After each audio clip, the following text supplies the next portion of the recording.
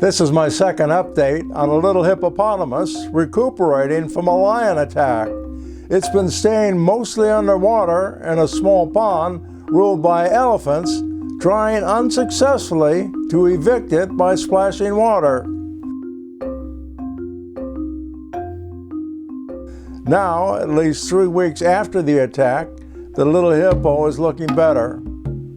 And this time, the elephants are gently using their trunks for eviction, taking care not to injure the little hippo, almost the same way they guide their own little ones.